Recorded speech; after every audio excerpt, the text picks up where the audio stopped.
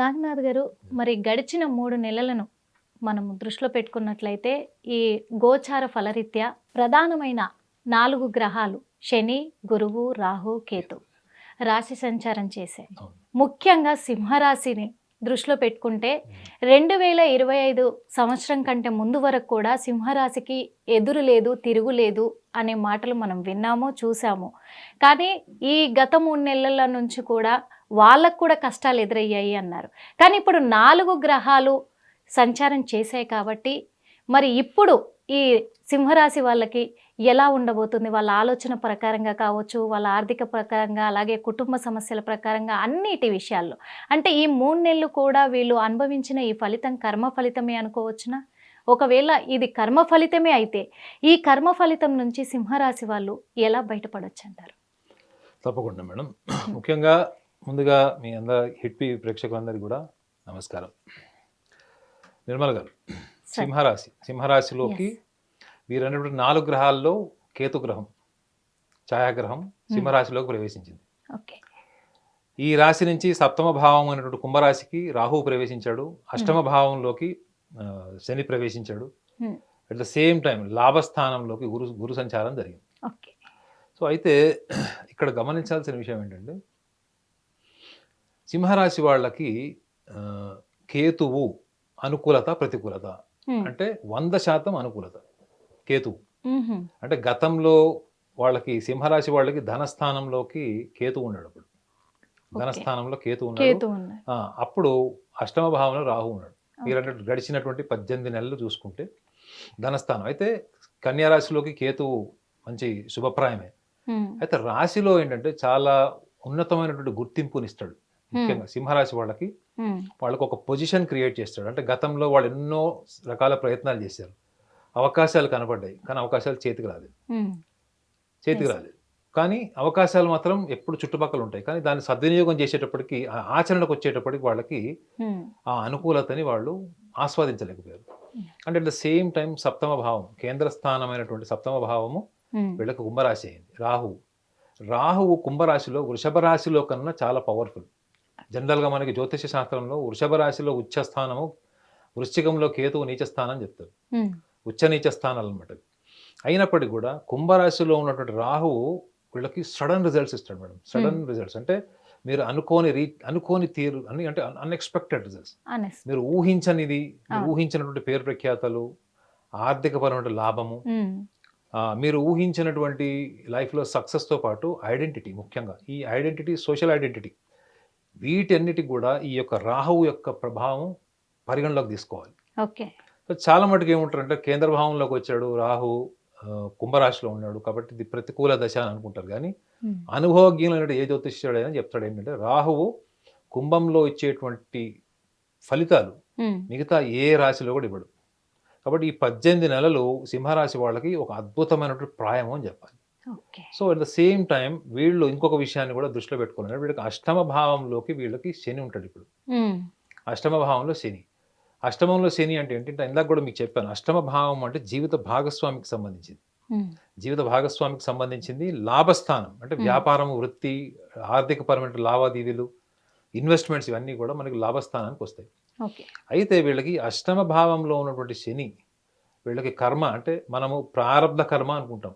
ఈ జన్మలో మనము మన జన్మ లగ్నాన్ని చూసుకున్న, నక్షత్ర భావాన్ని చూసుకున్న, మన జన్మ నక్షత్రాన్ని, అంటే మన వ్యక్తిగత జాతకం చూస్తే ఇది మనం మాట్లాడుతుంది గోచారం. సో సింహరాశి వాళ్ళకి అష్టమ భావంలో శని ఉంటాడు. ఈ అష్టమ భావంలో ఉన్నటువంటి శని గడిచినటువంటి 2.5 సంవత్సరాలు ఎటువంటి ఫలితాలను ఇచ్చాడు, ఎటువంటి కార్యాచరణ వీళ్ళు చేశారు, దానికి అనుగుణంగా వీళ్ళకి ఏం ఫలితం వచ్చింది అనుకున్నప్పుడు వీళ్ళకి ప్రారంభంలో వచ్చేటువంటి సమస్య ఇప్పుడు ఒకటి ఉంటుంది మేడం. ప్రధానంగా ఉండేటువంటి సమస్య లైఫ్ పార్ట్నర్ ఇష్యూస్ ఒకటి, హెల్త్ ఇష్యూస్ ఒకటి ఈ సింహరాశి వాళ్ళకి. సో ఈ లైఫ్ పార్ట్నర్ ఇష్యూస్ ముఖ్యంగా ఈవెన్ జీవిత భాగస్వామిని ఎంచుకున్న తరుణంలో కూడా, అంటే అది అరేంజ్ మ్యారేజ్ కావచ్చు, లవ్ మ్యారేజ్ కూడా కావచ్చు, వీటికి సంబంధించినటువంటిది వీళ్ళకి, అంటే దగ్గరగా వచ్చిన సంబంధాలు కూడా వీళ్ళకి దూరం అయిపోయేటువంటి అవకాశాలు ఉంటాయి. పెళ్లి వరకు వచ్చినటువంటి ప్రేమ వ్యవహారాలు కూడా తెగిపోయేటువంటి అవకాశాలు ఉంటాయి. సో ఎందుకు తెగిపోతున్నాయి వీళ్ళకి? ఇది ప్రారంధమా, అనివార్యమా, మనం దీన్ని ఓవర్కమ్ చేయలేమని మీరు అడగచ్చు. ఇది ప్రారబ్ధము అని ఎప్పుడైతే మనము మన వ్యక్తిగత జాతకాన్ని లేదా రాశిని బట్టి మనం గోచార ఫలం విశ్లేషిస్తామో, ప్రారబ్ధము అంటే ఏంటి? సంచితం నుంచి వచ్చినటువంటి భాగమే ప్రారబ్ధం. ప్రతి జన్మలో మనకు సంచిత కర్మ ప్రభావం ఉంటుంది. ఈ ప్రారబ్ధం ఎప్పుడైతే మనం గోచార ఫలం మాట్లాడుతున్నామో ఇండివిజువల్ రాశుల గురించి, ఈ ప్రారబ్ధంలో మనకు ఉన్నటువంటి బలము బలహీనత మన మనసే, మనసే మన ఆలోచన, మన ఇష్టాయిష్టాలు, మన ప్రవర్తన, మన జీవితాన్ని ఏ కోణంలో నడపాలనుకుంటున్నామో దానికి అనుగుణంగా ఉండే బుద్ధి, ఇవన్నీ కూడా మనకి ప్రారబ్ధమే. ఈ ప్రారబ్ధంలో వీళ్ళు చేసేటువంటి ఒక చిన్న మిస్టేక్ని కూడా మనం గమనించాలి. వీళ్ళ స్థాయికి మించినటువంటి ఆశయాలు ఉంటాయి మేడం. సింహరాశి వాళ్ళకు ఉన్నటువంటి ఒకే ఒక్క మైనస్ పాయింట్ ఏంటంటే వాళ్ళ స్థాయికి మించినటువంటి సహాయము, వాళ్ళ స్థాయికి మించినటువంటి ప్రయత్నాలు, వాళ్ళ స్థాయికి మించినటువంటి ఎక్స్పెరిమెంట్లు చేయడమే వీళ్ళ జీవితంలో అనేక రకాల సమస్యలు ఎదుర్కొంటారు. వీళ్ళకి దురదృష్టం వచ్చి వీళ్ళని పట్టుకోవాల్సిన అవసరం లేదు. వీళ్ళే దురదృష్టాన్ని పడుకున్న గాడిదని లేపి తన్నించుకున్నట్టు వీళ్ళే వెళ్ళి దురదృష్టాన్ని లేపి మరి ఆ స్టిక్కర్ పెట్టి అతికించుకుంటారు. అది కూడా ఎలాంటి స్టిక్కర్ పెట్టుకుంటారు వీళ్ళు? ఫెవికాల్కి జోడి అంటారు చూడండి. అంటే ఒక్కసారి వీళ్ళు ఒక లైఫ్లో భాగం అయిపోయారు అనుకోండి, ఒకళ్ళ లైఫ్లో వీళ్ళు ఎవరైనా నచ్చారు, ఒకళ్ళతో ఎవరైనా వీళ్ళు మమైకం అయిపోయారు అనుకుంటే ఇక వాళ్ళని జీవితకాలం వీళ్ళు బానిసలు అయిపోతారు వీళ్ళు. అంటే they will become slave to what they like, what they dislike. So ఈ ఇష్టాయిష్టాల పట్ల వీళ్ళకి అంత బలమైనటువంటి అటాచ్మెంట్ ఉన్నప్పుడు వీళ్ళ సెలెక్షన్ ఎట్లా ఉండాలి మేడం? అవునా కదా? Your selection should be impartial. Your selection should not be psychological. నీకు నచ్చింది కాబట్టి అక్కడ రిస్క్ ఫ్యాక్టర్ ఉన్నా కానీ నేను వెళ్తాను, ఛేదిస్తాను, నేను ప్రయత్నం చేస్తాను, ఎక్స్పెరిమెంట్ చేస్తాను అనుకునే వాళ్ళు కోకొల్లలు చాలామంది, ముఖ్యంగా విద్యార్థులకు చెప్తున్నాను. చాలామంది విద్యార్థులు కూడా వాళ్ళు ఎక్స్పెరిమెంట్స్ చేసి లైఫ్లో వాళ్ళు ఇంకా అబ్రాడ్ వెళ్ళి చదువుకున్న వాళ్ళు, అక్కడ వెళ్ళి చేసి ఇంకా చాలా జీవితంలో ఉన్నతమైన స్థాయికి రావాలనుకున్న వాళ్ళు అక్కడి నుంచి ఏమీ సాధించలేకుండా రిటర్న్ వచ్చిన వాళ్ళని చూశాను. ఇంకొకటి ఏంటంటే విద్యార్థులు కూడా చాలామంది వాళ్ళు చేసేటువంటి ఎక్స్పెరిమెంట్స్ వెనక ఉన్నటువంటి కాన్సిక్వెన్సెస్ని వాళ్ళు గ్రహించరు. ఇప్పుడు వాళ్ళకి పేరెంట్స్ నుంచి ఎంత ఎక్స్పెండిచర్స్ ఉంది, పేరెంట్స్ ఎట్లా దాన్ని మొబిలైజ్ చేస్తారు అన్న దానికన్నా నేను ఇవాళ చదువుతాను, రేపు పొద్దున మా ఫ్యామిలీలో అప్పులన్నీ నేను తీర్చేస్తాను అనేటువంటి అతి విశ్వాసమే ఉంటుంది తప్ప మీరు ఆ టైంలో వాళ్ళని ఎంకరేజ్ చేయలేదు అనుకోండి, వాళ్ళు ఏమంటారు చెప్పండి? కోపం వస్తుంది, నన్ను తొక్కేస్తున్నారు, నన్ను అణిచేస్తున్నారు, నా టాలెంట్ చంపేస్తున్నారు అట్లా అనుకుంటారు వీళ్ళు. అంటే నేను అనేది 10 మందిలో 10 మందికి నేను చెప్పట్లేదు, ఒక 6గురికి నేను చెప్తున్నాను. 10 మందిలో 6గురు ఈ స్వభావం ఉంటుంది. ఎందుకంటే అష్టమ భావంలో రాహువు వీళ్ళకి ఎంత మేలు చేసినా, భాగ్యంలో అంటే ఇప్పుడు అష్టమ భావంలో శని వీళ్ళకి ఎంత మేలు చేసినా, రాహువు అక్కడ ఉండి సప్తమంలో ఉండి ఎంత మేలు చేసినా వీళ్ళకు ఉన్నటువంటి స్వభావము, రాశి స్వభావమే ప్రారబ్ధం అంటాం. కాబట్టి ఈ రాశిలో ఉన్నటువంటి స్వభావం ఏదో ఉందో వీళ్ళు ఈ అతి విశ్వాసము, వీళ్ళ ప్రణాళిక లేనటువంటి కార్యాచరణ, పరిణామాలు అంటే కాన్సిక్వెన్సెస్ని తెలుసుకోలేకుండా ముందుకు వెళ్ళేటువంటి ధైర్యం చూడండి, ఇవి చూడ్డానికి చాలా గొప్పగా కనిపిస్తాయి. బయట చూస్తే మన వాళ్ళు చేసేస్తారు అయిపోతుంది అనిపిస్తుంది. కానీ ఒక్కసారి వీళ్ళు విషయానికి దగ్గరికి వెళ్ళినప్పుడు వీళ్ళంత భయము, ఆందోళన వేరే వాళ్ళ రాశులకు ఉండదు. మీరు చూడండి, చాలామంది సింహరాశి వాళ్ళకి చాలా యంగ్ ఏజ్లో, అర్లీ ఏజ్లోనే హెల్త్ ఇష్యూస్ వస్తాయి. కారణం ఏంటంటే వీళ్ళు ఒక్కసారి ముందుకు వెళ్ళిన తర్వాత అభిమానంతో మళ్ళీ వెనక్కి రాలేరు, ముందుకే వెళ్తారు. చరైవితి అంటారు, ముందుకు వెళ్ళడమే, గో హెడ్ అనే కాన్సెప్ట్లోనే ఉంటారు. కాబట్టి వీళ్ళు వెనక్కి రాలేరు. దానివల్ల రకరకాల మార్పులు, ముఖ్యంగా వీళ్ళు ఆర్థిక వలయంలో సమస్యలు ఇరుక్కున్నారంటే వీళ్ళు ఒకళ్ళకి తెలియకుండా అప్పులు రుణాలు తీసుకోలేక ఒకళ్ళ దగ్గర అప్పు తీసుకొచ్చి ఇంకోళ్ళది మార్చడం, ఇవన్నీ కూడా వీళ్ళు మొత్తం ఆ ముళ్ళకంపలు ఇరిగిపోతారు. ఇది ఎందుకు సూచిస్తున్నాను అంటే ముఖ్యంగా కేతువు కూడా వీళ్ళకి 100% రిజల్ట్ ఇస్తాడు. కానీ ఈ రాశికే ఒక స్వభావం చూడండి, ఈ రాశి స్వభావమే వీళ్ళని ప్రారంభాన్ని చేసేస్తుంది.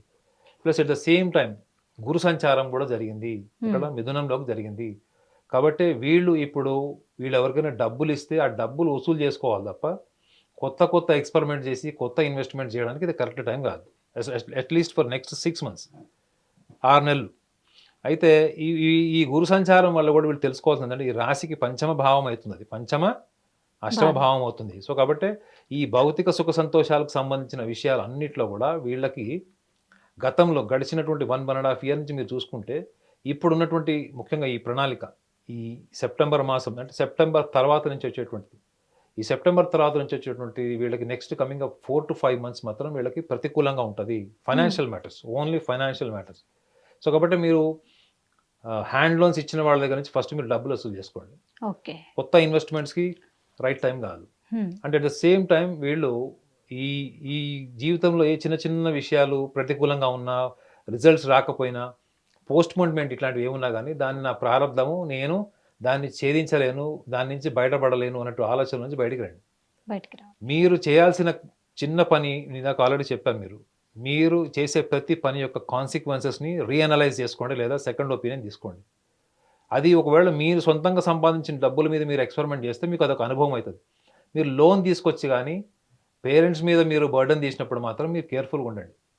ఇది చాలా తీవ్రమైనటువంటి పరిస్థితులు, కుటుంబంలోనే విభేదాలు ఏర్పడి, రకరకాల సమస్యలు, చివరికి మానసిక సమస్యలకు వెళ్ళిపోయేటువంటి అవకాశం కూడా ఉంటుందని సంప్రదాయ జ్యోతిష్యంలో ఉంటుంది. సో, కాబట్టి ఎందుకంటే రాశిలో కేతువు, సప్తమంలో రాహువు, అష్టమంలో వీళ్ళకి శని ఉన్నాడు. సో, శని. ఇవి చాలా మటుకు కూడా రిపర్కషన్స్ అంటారు. అంటే కాన్సిక్వెన్సెస్‌ని వీళ్ళకి కెయాటిక్ అంటే ప్రతికూలంగా కూడా మార్చేయగలదు. ఈ ప్రతికూలంగా మారడానికి కారణం ఏం చెప్పాను మేడం నేను? వాళ్ళ వాళ్ళ స్వభావం. అవును, స్వభావం. Yes. ఈ స్వభావాన్ని దృష్టిలో పెట్టుకోండి. మీకున్నటువంటి బలము కూడా ఏంటంటే ఎప్పుడు కూడా 10 మంది ముందు నుంచొని వాళ్ళ సమస్యల్ని పరిష్కరించేటువంటి నాయకత్వ లక్షణాలు ఉంటాయి. అవును, అర్థమైందండి? అవును, ఎవ్వరికి కూడా నో చెప్పకుండా మినిమం ప్రయత్నం చేస్తారు, అవును. నిజాయితీగా ఉంటారు, బ్యాలెన్స్డ్‌గా ఉంటారు. అవును. కానీ ఈ లక్షణాలు మీరు ఆశయ సాధనకు వచ్చేటప్పుడు, మీరు సమాజానికి సర్వీస్ చేసేటప్పుడు, కుటుంబానికి సర్వీస్ చేసేటప్పుడు బలమే. కానీ ఆశయ సాధనకు వచ్చారు, మీరు ఓన్‌గా ఒక గోల్ సెట్ చేసుకొని మీరు ఏదైనా అచీవ్ చేయాలనుకున్నప్పుడు మాత్రం ఈ లక్షణం చేసేస్తుంది. అదేది? అతి విశ్వాసము. రెండోది మీ యొక్క ఎబిలిటీని మీరు ఓవర్ ఎస్టిమేట్ చేసుకొని చేసేటువంటి ఎక్స్పెరిమెంట్స్. దీని కాన్సిక్వెన్సెస్ కూడా చాలా డేంజరస్‌గా ఉంటాయి. ఈ చిన్న విషయాన్ని కనుక వీళ్ళు దృష్టిలో పెట్టుకొని ప్రణాళికలు చేస్తే ఈ 4 ప్రధాన గ్రహాల యొక్క ప్రభావము వీళ్ళ యొక్క ప్రతికూలమైనగా ఉన్నటువంటి సందర్భంలో కూడా వీళ్ళకి అనుకూలంగా మార్చుకునేటువంటి అవకాశం ఉంటుంది. వీళ్ళ ప్రారంధాన్ని కూడా వీళ్ళు చేంజ్ చేసి పరిస్థితుల్ని, సందర్భాన్ని కూడా వీళ్ళు అనుకూలంగా మార్చుకునేటువంటి అవకాశం కూడా సింహరాశి వాళ్ళకి బలంగా ఉంటుంది మేడం. Thank you sir. ఎందుకంటే ఈ 4 గ్రహాలు కూడా సంచారం జరిగింది కాబట్టి ఇక్కడ సింహరాశి వాళ్ళకు ఎదుర్కోబోయే సమస్యలు ఎలా ఉన్నాయి, కానీ ఆ సమస్యల నుంచి పరిష్కారం కూడా ఎలా బయటపడాలి అనే పరిష్కారాలు కూడా మీరు చాలా క్లియర్గా ఎక్స్ప్లెయిన్ చేశారు. అదే కాకుండా ప్రారబ్ధ కర్మను కూడా ఎలా ఛేదించుకోవాలి ఈ సింహరాశి వాళ్ళు అని చాలా క్లియర్గా, క్లుప్తంగా కూడా వివరించినందుకు మీకు మనస్ఫూర్తిగా ధన్యవాదాలు. నమస్తే.